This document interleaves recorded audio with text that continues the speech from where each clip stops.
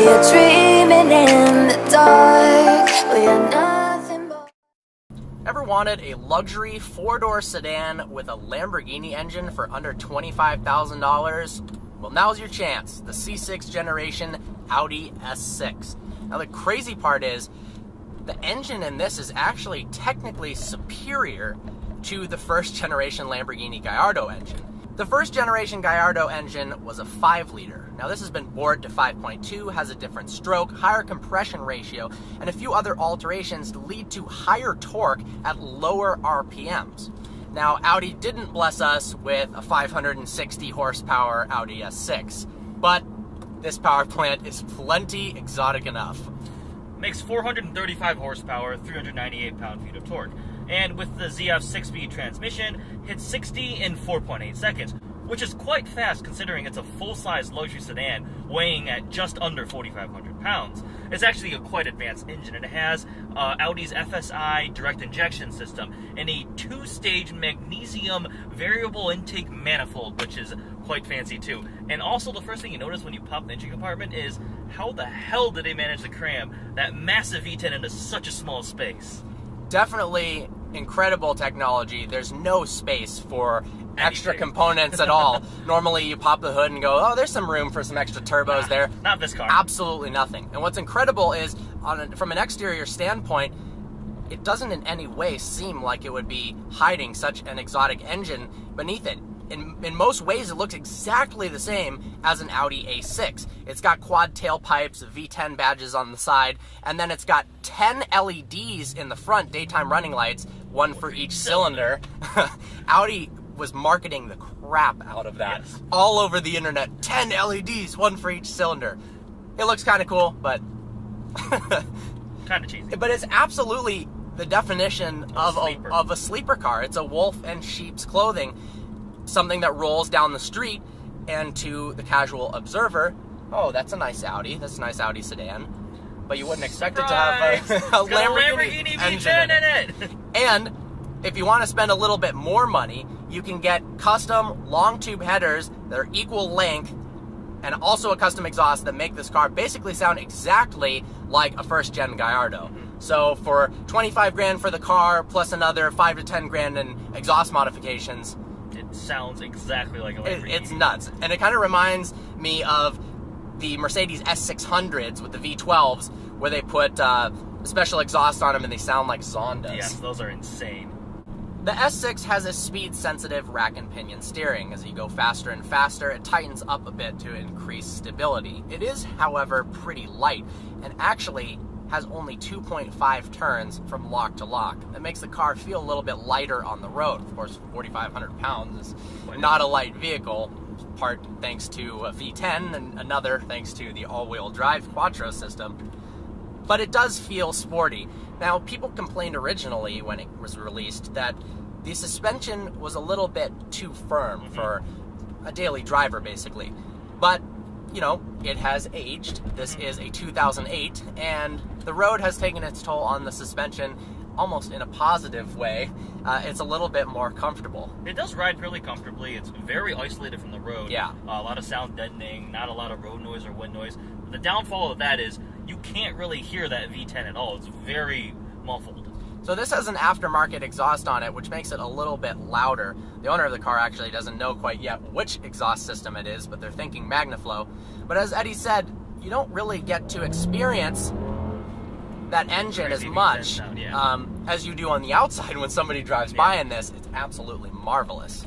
From an interior standpoint, it is quite well appointed. Everything is leather. It has the upgraded seats, sport seats, which actually kind of resemble the R8 seats, which are quite comfortable too. I love the center console, which is covered in just carbon fiber.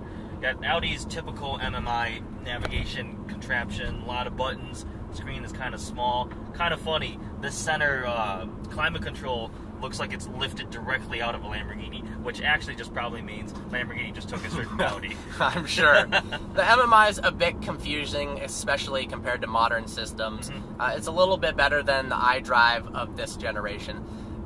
What I notice is the quality of the leather. Even for a 2008, these seats feel fantastic. Good, yes. It's really nice. It isn't too worn. They're very supportive and comfortable. It's definitely something that you could happily daily drive. and mash the throttle on the freeway. Pretty spacious up front. A lot of legroom, headroom. In the back, less so, but again, it's not an S8, it's an S6, so adequate. Definitely another alternative to this car for a little bit more money, but still a bargain, is the V10 Audi S8. This car was $75,000 new. The S8 was more than that. Take a massive depreciation hit. Yeah. And now the relatively affordable cars. Yeah. You can pick up one of these with higher mileage between 15 and 20 grand, and lower mileage ones between 20, 25, and pristine ones 30 grand. So, talking about the pricing, when this car was brand new, as Parker just mentioned, $75,000. And when it came out, the other German sports sedans that were available were pretty much the Mercedes-Benz E63 and the E60 M5. So, the thing is, those were much more powerful and faster, but they also cost significantly more. From a base price, I believe the S6 was between $13,000 to $15,000 cheaper than the two BMW and Mercedes thing, but it also made it much less horsepower. I mean, the M5 V10, 500 horsepower, the E63 had the big 6.2 V8, made a lot more horsepower, but it was cheaper. So from a luxury car standpoint, the S6 isn't outdated whatsoever. It still feels very modern, as compared to something like an E39 M5. When you get into something like that, hell, iPods weren't even invented when that car came out, so there was no aux cable, nothing. This has navigation, backup camera, backup sensors, Bose audio system. It's a very modern luxury car. And it's actually practical. You've got all-wheel drive, so you can take it in the snow and in the rain. Yes. You've got split-fold rear seats, so you can pass through stuff in the back. It's a really useful feature. That's kind of a bummer when some cars don't have it. It even has a spare, which is often not the case in a lot of performance cars. But yeah, you're not buying a what was once great car that now has been so far surpassed in terms of technological advancements. Yes, this car is a 2008, but it really doesn't feel that old to me. It does not feel old at all. And you've got all the incredible positives that depreciation has given you, like a V10 in a car that's pretty affordable. V10 with 4 doors. As a summary, here are some of the things we love and hate about the C6 generation Audi S6. First off, obviously, is the incredible engine. Lamborghini-derived 5.2-liter V10 sounds awesome, and having a Lambo engine in a sedan is absolutely nuts. Second is the value for what you're getting. This car does not feel old, outdated. It feels very modern, has a lot of luxury, a lot of technology, and it's a great car.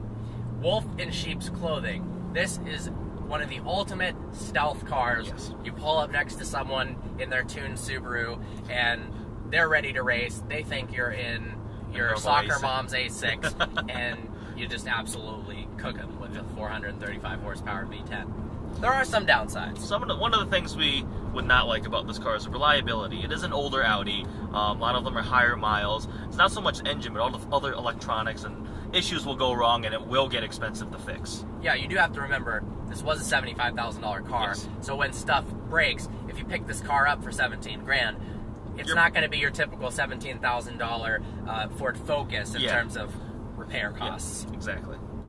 Another downside is, if you get a lower mileage S6, it's starting to tread into the same price category as the used E60 M5. Certainly 2004 E55 AMGs and E63s. some E63s, which are much, much faster cars. So if you do care about having a really fast sedan, don't get me wrong, this is quick, but those are definitely the on a next level, low 4 seconds, 0 to 60, above 500 horsepower. Yeah, those are really fast.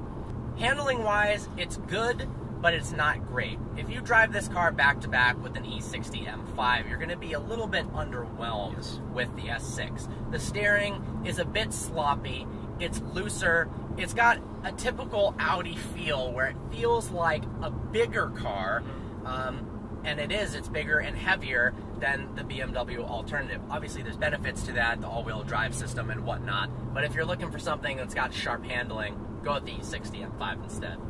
So with that, we really loved the S6. This is one of those ultimate enthusiast cars where it's not all that much money, but it's really cool. Yes. It has kind of a niche buyer's market where someone's looking for an exotic power plant.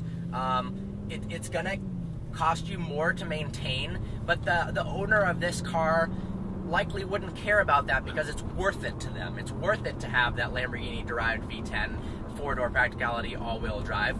This is special. Yeah, if anybody knows anything about cars and they see this, they'll be like, whoa, that is cool, because Audi decided to take a race car V10 and stick it in their practical four-door sedan. Absolutely. If you found out, if we found out our friend picked up one of these, I'd be excited for them. Even. Really, that's awesome. Really cool. Yep.